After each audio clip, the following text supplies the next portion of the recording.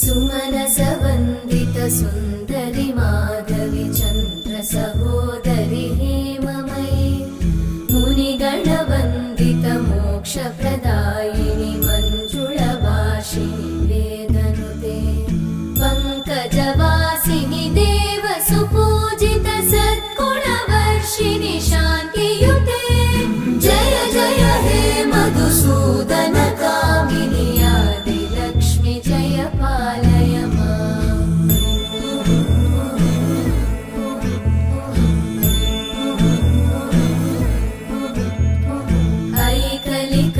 ऐकलिकल्मषनाशिनि कामिनि वै